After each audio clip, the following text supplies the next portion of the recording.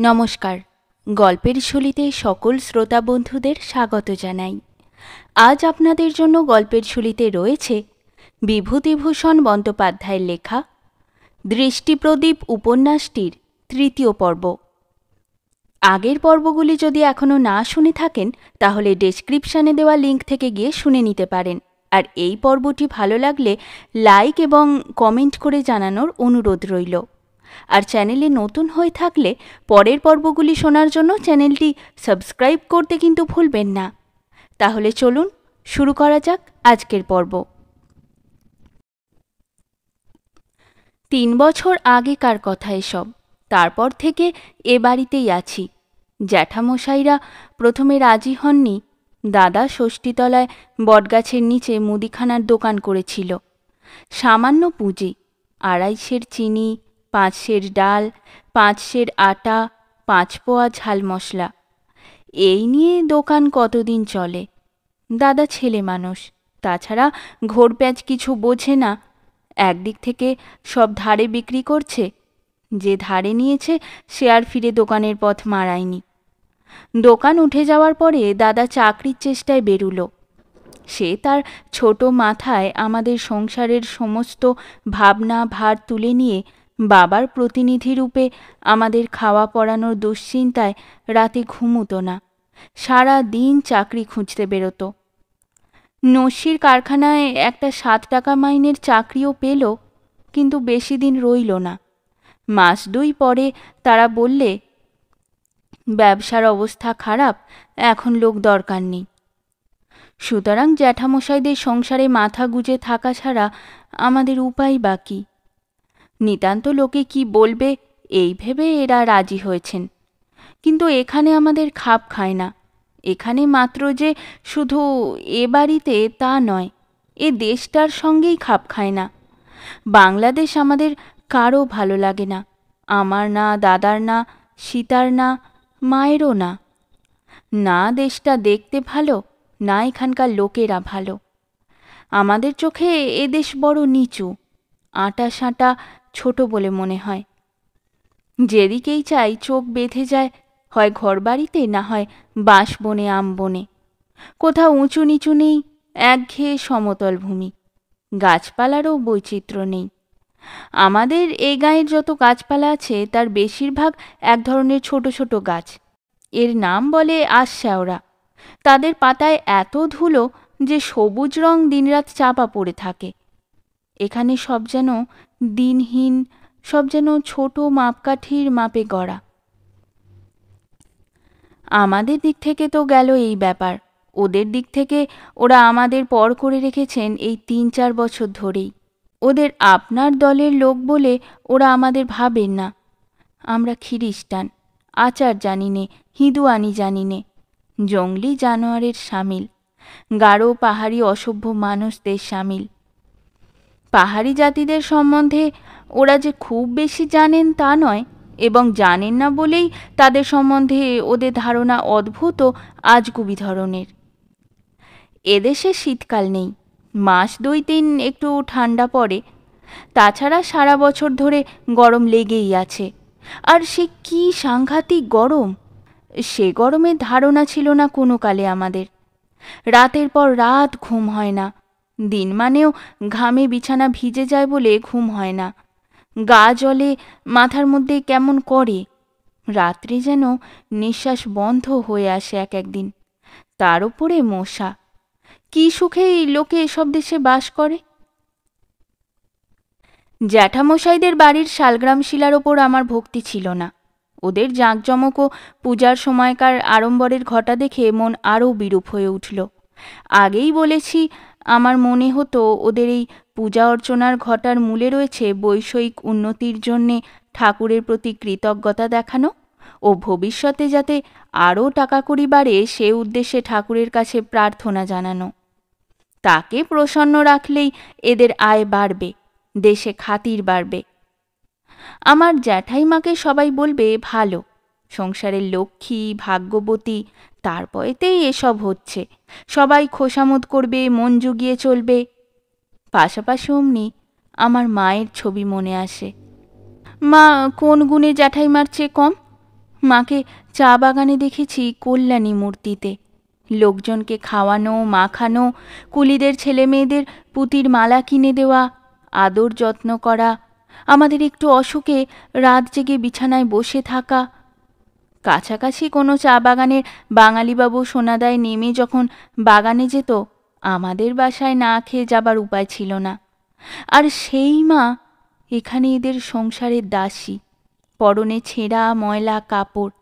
কাজ করতে পারলে সুখ্যাতি নেই, না পারলে বকুনি আছে, গালাগাল আছে, সবাই হেনস্থা করে। কারো কাছে এতটুকু মান নেই, মাথা তুলে বেড়াবার মুখ নেই। কেন? ঠাকুরকে ঘুষ দিতে পারেন না বলে? আমার মনে হতো জ্যাঠাইমাদের শালগ্রাম শিলা এই ষড়যন্ত্রের মধ্যে আছেন। তিনি ষোড়শোপচারে পুজো পেয়ে জ্যাঠাইমাকে বড় করে দিয়েছেন। অন্য সকলের উপর জ্যাঠাইমা যে অত্যাচার অবিচার করছেন তা চেয়েও দেখছেন না ঠাকুর। একদিন সন্ধ্যাবেলা ঠাকুর ঘরে আরতি শুরু হয়েছে। নরু, সীতা, সেজো কাকার ছেলে পুলিন আর আমি দেখতে গেছি। পুরুত ঠাকুর ওদের সবারই হাতে একটা করে রূপো বাঁধানো চামর দিলে। আরতির সময় তারা চামর দুলুতে লাগলো। আমার ও সীতার হাতে দিলে না। সীতা চাইতে গেল, তাও দিলে না। একটু পরে ধূপধুনোর ধোঁয়ায় ও সুগন্ধে দালান ভরে গিয়েছে। বুলু ও ফেনি কাঁসর বাজাচ্ছে। পুরুত ঠাকুরের ছোট ভাই রাম ঘড়ি পিটছে। পুরুত ঠাকুর তন্ময় হয়ে পঞ্চপ্রদীপে ঘিয়ের বাতি জেলে আরতি করছে। আমিও সীতা ছিটের দোলাই মোড়া ঠাকুরের আসনের দিকে চেয়ে আছি। এমন সময় আমার মনে হলো, এ দালানে শুধু আমরা এই কজন উপস্থিত নেই, আরও অনেক লোক উপস্থিত আছে। তাদের দেখা যাচ্ছে না, তারা সবাই অদৃশ্য। আমার গা ঘুরতে লাগলো, আর কানের পেছনে মাথার মধ্যে একটা জায়গায় যেন কতগুলো পিঁপড়ে বাসা ভেঙে বেরিয়ে চারদিকে ছড়িয়ে গেল। আমি জানি এ আমার চেনা জানা বহু পরিচিত লক্ষণ। অদৃশ্য কিছু দেখবার আগেকার অবস্থা। চা বাগানে এরকম কতবার হয়েছে। শরীরের মধ্যে কেমন একটা অস্বস্তি হয়, সে ঠিক বলে বোঝানো যায় না। জ্বর আসবার আগে যেমন লোক বুঝতে পারে এইবার জ্বর আসবে, এও ঠিক তেমনই। আমি সীতাকে কি বলতে গেলাম, পিছু হটে গিয়ে দালানের থাম ঠেস দিয়ে দাঁড়ালাম। গা বমি বমি করে উঠলে লোকে যেমন করে সেই ভাবটা কাটাবার চেষ্টা করে, আমিও সেই রকম স্বাভাবিক অবস্থায় থাকবার জন্যে প্রাণপণে চেষ্টা করতে লাগলাম। কিছুতেই কিছু হলো না। ধীরে ধীরে পূজার দালানের তিন ধারের দেওয়াল আমার সামনে থেকে অনেক দূরে সরে যেতে লাগলো। কাঁসর ঘড়ির আওয়াজ ক্ষীণ হয়ে এলো। কতকগুলো বেগুনি ও রাঙা রঙের আলোর চাকা যেন একটা আর একটার পিছনে তাড়া করছে। সারি সারি বেগুনি ও রাঙা আলোয় চাকার খুব লম্বা সারি আমার চোখের সামনে দিয়ে খেলে যাচ্ছে। তারপর আমার বাঁয়ে অনেক দূর পর্যন্ত বিস্তৃত একটা বড় নদী, ওপারেরও সুন্দর গাছপালা, নীল আকাশ, এপারেও অনেক ঝোপ বন। কিন্তু যেন মনে হলো সব জিনিসটা আমি ঝাড়লণ্ঠনের তেকোনা কাঁচ দিয়ে দেখছি। নানা রঙের গাছপালা ও নদীর জলের ঢেউয়ের নানা রং। ওপারটায় লোকজনে ভরা, মেয়েও আছে, পুরুষও আছে। গাছপালার মধ্যে দিয়ে একটা মন্দিরের সরু চূড়া ঠেলে আকাশে উঠেছে। আর ফুল যে কত রঙের আর কত চমৎকার তা মুখে বলতে পারিনি। গাছের সারা গুঁড়ি ভরে যেন রঙিন ও উজ্জ্বল থোকা থোকা ফুল। হঠাৎ সেই নদীর একপাশে জলের ওপর ভাসমান অবস্থায় জ্যাঠামশায়ের ঠাকুর ঘরটা একটু একটু ফুটে উঠল। তার চারিদিকে নদী, কড়িকাঠের কাছে কাছে সেই নদীর ধারে ডাল তার থোকা থোকা ফুল শুদ্ধ হাওয়ায় দুলছে। ওদের সেই দেশটা যেন আমাদের ঠাকুর ঘরের চারপাশ ঘিরে, মধ্যে ওপরে নিচে ডাইনে বাঁয়ে। আমার মন আনন্দে ভরে গেল, কান্না আসতে চাইল, কি জানি কোন ঠাকুরের ওপর ভক্তিতে। আমার ঘোর কাটল একটা চেঁচামেচির শব্দে। আমার সবাই মিলে ঠেলছে। সীতা আমার ডান হাত জোর করে ধরে দাঁড়িয়ে আছে। পুরুত ঠাকুর ও পুলিন রেগে আমায় কি বলছে। চেয়ে দেখি আমি ভোগের লুচির থালার অত্যন্ত কাছে পা দিয়ে দাঁড়িয়ে আছি। আমার কোঁচা লুটুচ্ছে উঁচু করে সাজানো ফুলকো লুচির রাশির ওপর।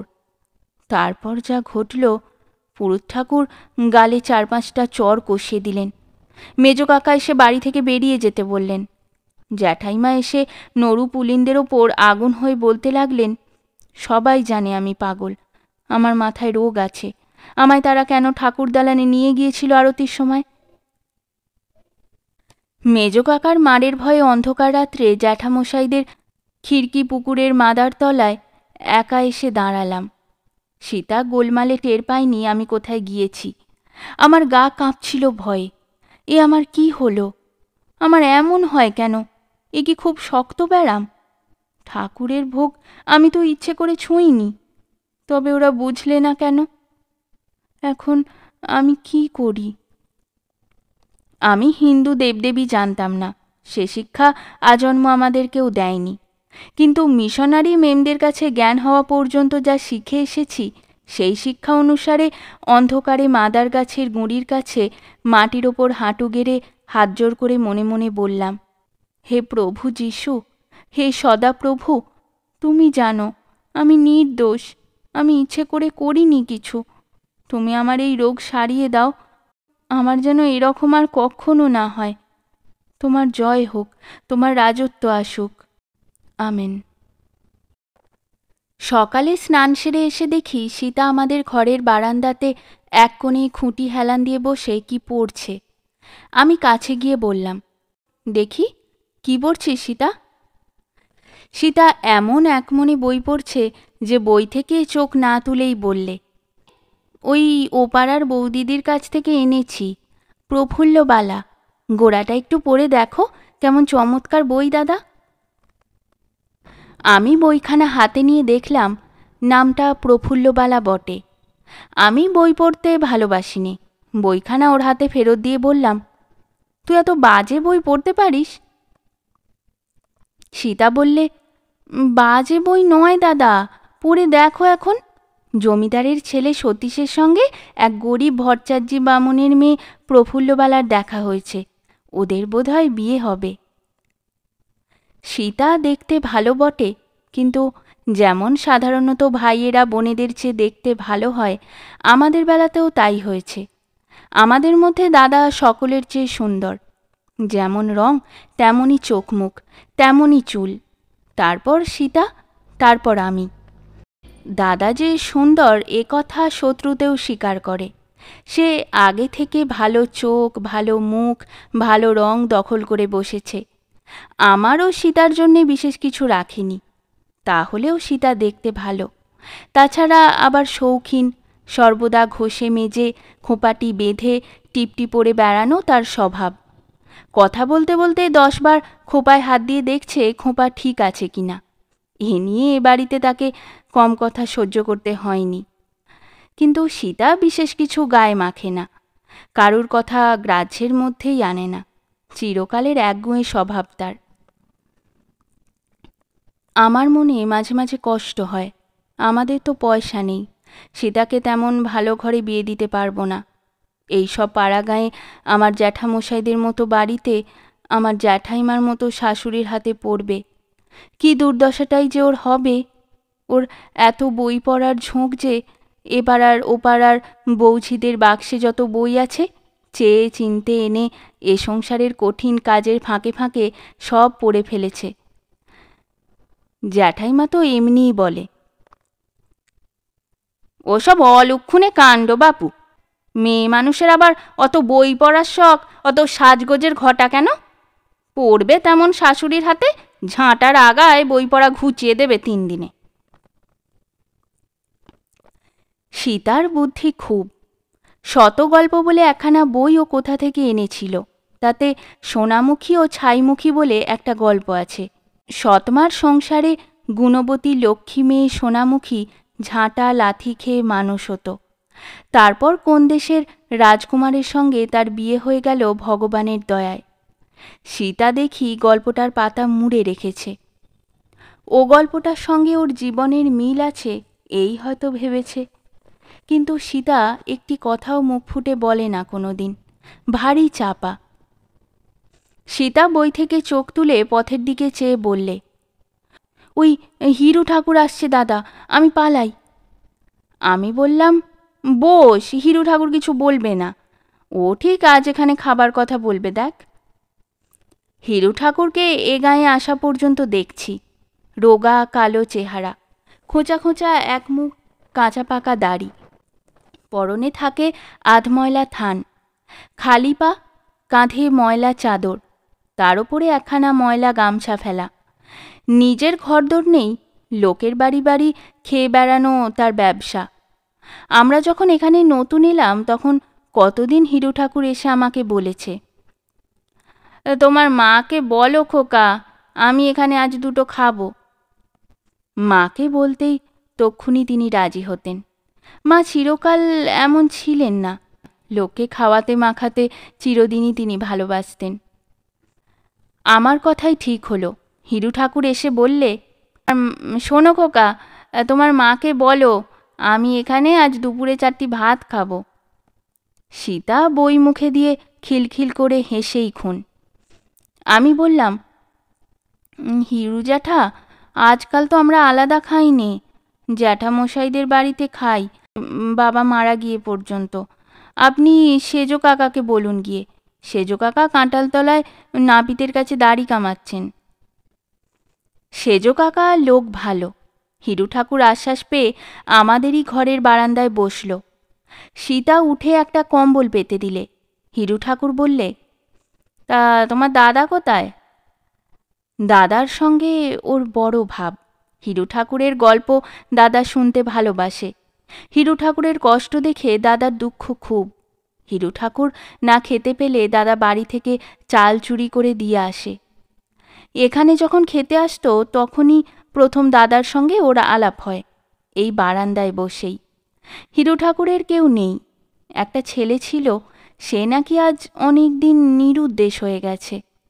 হিরু ঠাকুরের এখনো বিশ্বাস ছেলে একদিন ফিরে আসবেই এবং অনেক টাকা করিয়ে আনবে, তখন তার দুঃখ ঘুচবে।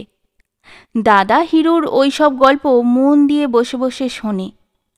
অমন শ্রোতা এ গায়ে বোধহয় হিরু ঠাকুর আর কখনো পায়নি। খেতে বসে হিরু ঠাকুর এক মহা গোলমাল বাঁধিয়ে বসল। জ্যাঠামশায়ের ছোট মেয়ে সরিকে ডেকে বলল, এই খুকি শোন, এই বাড়ির মধ্যে জিজ্ঞেস করতো ডালের বাটিতে তারা কি কিছু মিশিয়ে দিয়েছেন, আমার গা যেন ঘুরছে। সবাই জানে হিরু ঠাকুরের মাথা খারাপ, সে ওরকম একবার আমাদের বাড়ি খেতে বসেও বলেছিল, কিন্তু বাড়ি শুদ্ধ মেয়েরা বেজায় চটল এতে, চটবাড়ি কথা। জ্যাঠাইমা বললেন, সেজো ঠাকুরপোর খেয়ে দে তো আর কাজ নেই, ও আপদ মাসের মধ্যে 10 দিন আসে এখানে খেতে, তার ওপর আবার বলে কি না ডালে বিষ মিশিয়ে দিয়েছি আমরা। মরণ, মুড়ি পোড়া বামুন, তোকে বিষ খাইয়ে মেরে কি তোর লাখো টাকা তালুক হাত করব? আজ থেকে বলে দাও সেজ ঠাকুরপো, এ বাড়ির দোর বন্ধ হয়ে গেল, কোনো দিন সদরে চৌকাট মারালে ঝাঁটা মেরে তাড়াবো। হিরু তখন খাওয়া শেষ করেছিল। জ্যাঠাইমার গালাগালি শুনে মুখখানা কাঁচুমাচু করে উঠে গেল। দাদাই সময় বাড়ি ছিল না। আমাদের মুখে এরপর শুনে বললে, আহা, ও পাগল, ছেলের শোকে পাগল হয়েছে, ও কি বলে না বলে তা কি ধরতে আছে? ছি, খাবার সময় জ্যাঠাইমার গালমন্দ করা ভালো হয়নি। আহা। সীতা বললে, গালাগাল দেওয়া ভালো হয়নি কেন? খুব ভালো হয়েছে। খামোকা বলবে যে বিষ মিশিয়ে দিয়েছে, লোকে কি মনে করবে? দাদা আর কিছু বললে না, চুপ করে রইল। সে কারুর সঙ্গে তর্ক করতে পারে না, সীতার সঙ্গে তো নয়ই। একবার কেবল আমায় জিজ্ঞেস করলে, এই হিরু জ্যাঠা কোন দিকে গেল রে জিতু? আমি বললাম, আমি জানি নে। এর মাস 2-3 পরে মাঘ মাসের শেষ বিকেলবেলা আমাদের ঘরের সামনে একটুখানি পড়ন্ত রোদে পিঠ দিয়ে স্কুলের অঙ্ক করছি। এমন সময় দেখি হিরু ঠাকুরকে সন্তর্পণে আস্তে আস্তে ধরে নিয়ে আসছে দাদা। হিরু ঠাকুরের চেহারা শীর্ণ, মাথার চুল আরও উস্কো খুস্কো, মুখ প্যাঙাশ, জ্বরে যেমনি কাঁপছে তেমনি কাশছে, শুনলাম আজ নাকি 4-5 দিন অসুখ অবস্থায় আমাদেরই পাড়ায় ভট্টাচার্যদের পুজোর দালানে শুয়েছিল। অসুখে কাশ থুতু ফেলে ঘর অপরিষ্কার করে দেখে তারা এই অবস্থায় বলেছে সেখানে জায়গা হবে না। হিরু ঠাকুর চলতে পারে না, যেমন দুর্বল তেমনি জ্বর, আর সে কি ভয়ানক কাশি। কোথায় যায়? তাই দাদা তাকে নিয়ে এসেছে জ্যাঠামশাইদের বাড়ি। ভয়ে আমার প্রাণ উড়ে গেল। দাদার কি এতটুকু বুদ্ধি দেননি ভগবান? এটা কি নিজেদের বাড়ি যে এখানে যা খুশি করা চলবে? কোন ভরসায় দাদা ওকে এখানে নিয়ে এলো দেখো তো। যা ভয় করেছি তাই হলো। হিরুকে অসুখ গায়ে হাত ধরে বাড়িতে এনেছে দাদা। এ কথা বিদ্যুৎ বেগে বাড়ির মধ্যে প্রচার হয়ে যেতেই আমার খুড়তুতো জ্যাঠতুতো ভাই বোনেরা সব মজা দেখতে বাইরের উঠোনে ছুটে এলো। সেজ কাকা এসে বললেন, না না, এখানে কে নিয়ে এলো ওকে? এখানে জায়গা কোথায় যে রাখা হবে? কিন্তু ততক্ষণে জ্যাঠামশাইদের চণ্ডীমণ্ডপের দাওয়ায় হিরু শুয়ে ধুঁকছে। দাদা চণ্ডীমণ্ডপের পুরনো সবটা তাকে পেতে দিয়েছে। তখনই একটা ও অবস্থার রোগীকে কোথায় বা সরানো যায়? বাধ্য হয়ে তখনকার মতো জায়গা দিতেই হলো। কিন্তু এর জন্যে কি অপমানটাই সহ্য করতে হলো দাদাকে। এই জন্যেই বলছি, দিনটা কখনো ভুলব না। দাদাকে আমরা সবাই ভালোবাসি, আমি সীতা দুজনেই। আমরা জানি সে বোকা, তার বুদ্ধি নেই। সে এখনো আমাদের চেয়েও ছেলে মানুষ। সংসারের ভালো মন্দ সে কিছু বোঝে না। তাকে বাঁচিয়ে আড়াল করে বেরিয়ে আমরা চলি। দাদাকে কেউ একটু বকলে আমরা সহ্য করতে পারি নে। আর সেই দাদাকে বাড়ির মধ্যে ডেকে নিয়ে গিয়ে প্রথমে সেজ কাকা আথালি পাথালি চড়চাপড় মারলেন। বললেন, বুড়ো ধাড়ি কোথাকার, এই হাঁপ কাশে রুগী বাড়ি নিয়ে এলে তুমি কার হুকুমে? তোমার বাবার বাড়ি এটা? এতটুকু জ্ঞান হয়নি তোমার? সাহসও তো বলিহারি। জিজ্ঞেস না বাদ না কাউকে একটা কঠিন রুগী বাড়ি নিয়ে এসে তুললে তুমি কোন সাহসে? নবাব হয়েছ না দিঙ্গি হয়েছ? না তোমার চা বাগান পেয়েছো এটা? এর চেয়েও বেশি কষ্ট হলো যখন জ্যাঠাইমা অনেক গালিগালাজের পরে রোয়াকে দাঁড়িয়ে হুকুম জারি করলেন, যাও, রুগী ছুঁয়ে ঘরে ধরে উঠতে পাবে না। পুকুর থেকে গায়েরও কোট শুধু ডুব দিয়ে এসো গিয়ে। মাঘ মাসের শীতের সন্ধ্যা, আর সেই কনকনে ঠান্ডা পুকুরের জল, তার ওপর চা বাগানের আমলের ওই ছেঁড়া গরম কোটটা ছাড়া দাদার গায়ে দেবার আর কিচ্ছু নেই। দাদা গায়ে দেবে কি নিয়ে উঠে? সীতা ছুটে গিয়ে শুকনো কাপড় নিয়ে এসে পুকুরের ধারে দাঁড়িয়ে রইল। মাও এসে দাঁড়িয়েছিলেন। তিনি ভালো মানুষ, দাদাকে একটা কথাও বললেন না। কেবল ঠকঠক করে কাঁপতে কাঁপতে জল থেকে সে যখন উঠে এলো তখন নিজের হাতে গামছা দিয়ে তার মাথা মুছিয়ে দিলেন। সীতা শুকনো কাপড় এগিয়ে দিলে। আমি গায়ের কোটটা খুলে পরতে দিলাম। রাত্রে মা সাবু করে দিলেন আমাদের ঘরের উনুনে। দাদা গিয়ে হিরু ঠাকুরকে খাইয়ে এলো। সকালবেলা সেজ কাকা ও জ্যাঠামশাই দত্তদের কাঁঠাল বাগানের ধারে পোড়ো জমিতে বাড়ির কৃষাণকে দিয়ে খেজুর পাতার একটা কুড়ে বাঁধালেন এবং লোকজন ডাকিয়ে হিরুকে ধরাধরি করে সেখানে নিয়ে গেলেন।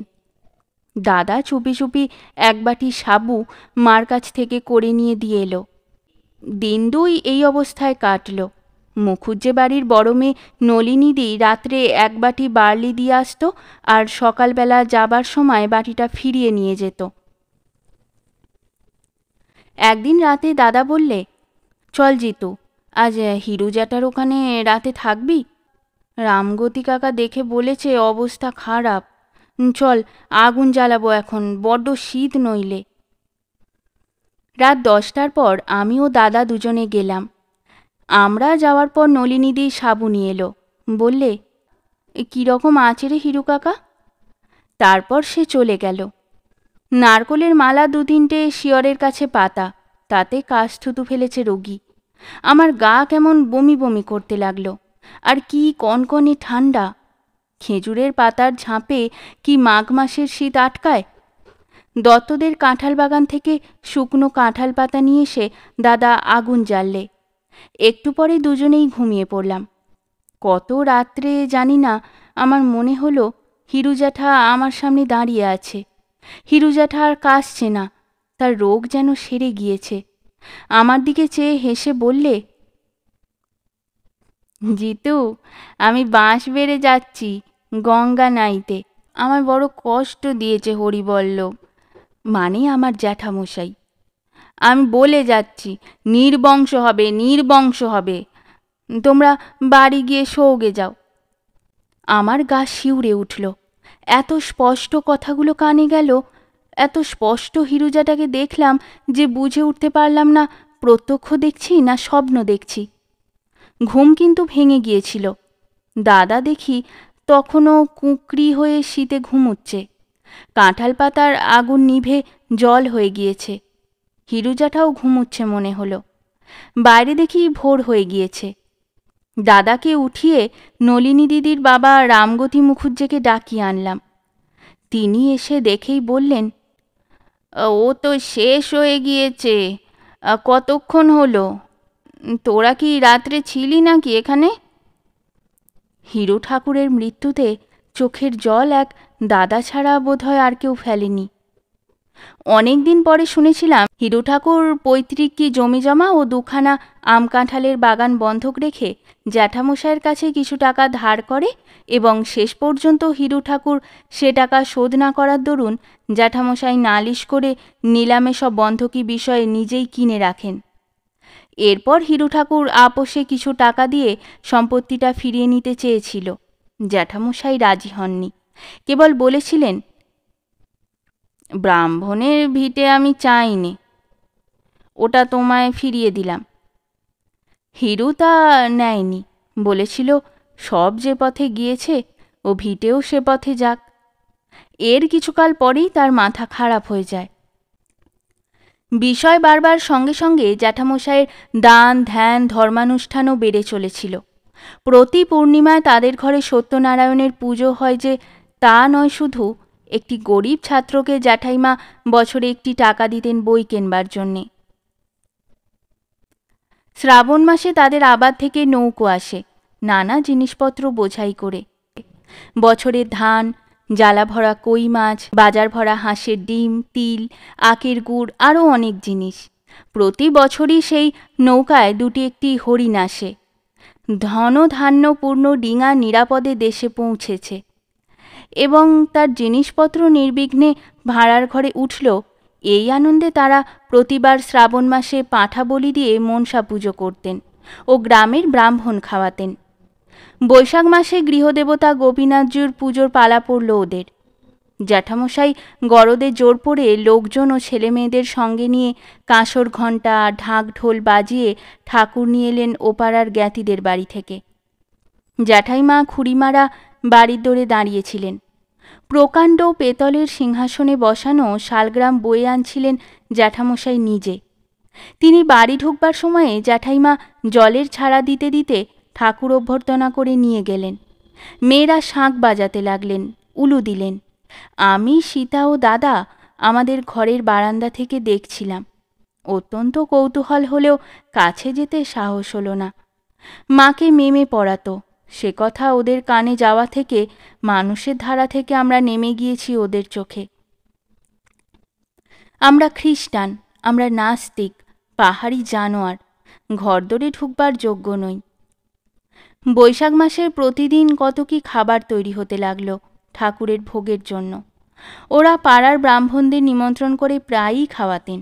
রাত্রে শীতলের লুচি ও ফল মিষ্টান্ন পাড়ার ছেলেমেয়েদের ডেকে দিতে দেখেছি, তবুও সীতার হাতে একখানা চন্দ্রপুলি ভেঙে আধখানিও কোনো দিন দেননি। জ্যাঠাইমা এ সংসারের কর্ত্রী, কারণ জ্যাঠামশাই রোজগার করেন বেশি। ফর্সা মোটাসোটা একগা গহনা অলঙ্কারে পরিপূর্ণ। এই হলেন জ্যাঠাইমা। এ বাড়িতে নববধূরূপে তিনি আসবার পর থেকেই সংসারের অবস্থা ফিরে যায়। তার আগে এদের অবস্থা খুব ভালো ছিল না, তাই তিনি নিজেকে ভাবেন ভাগ্যবতী। এ বাড়িতে তার উপর কথা বলবার ক্ষমতা নেই কারো, তার বিনা হুকুমে কোনো কাজ হয় না। এই জ্যৈষ্ঠ মাসে এত আম বাড়িতে বউদের নিয়ে খাবার ক্ষমতা নেই। যখন বলবেন খাওগে, তখন খেতে পাবে। জ্যাঠামশাইয়ের বড় ও মেজ ছেলে শীতলদা ও সলিলদার বিয়ে হয়েছে। যদিও তাদের বয়স খুব বেশি নয়, এবং তাদের বউদের বয়স আরও কম। 2 ছেলের এই 2 বউ। ও বাড়িতে গলগ্রহ হয়ে আছে এক ভাগ্নে বউ, তার ছেলে মেয়ে নিয়ে, আর আমার মা আমাদের নিয়ে। এছাড়া ভুবনের মা আছে, কাকিমারা আছেন। এর মধ্যে এক ছোট কাকিমা বাদে আর সব জ্যাঠাইমার সেবাদাসী। ছোট কাকিমা বাদে এই জন্যে যে তিনি বড় মানুষের মেয়ে, তার উপর জ্যাঠাইমার প্রভুত্বও বেশি খাটে না।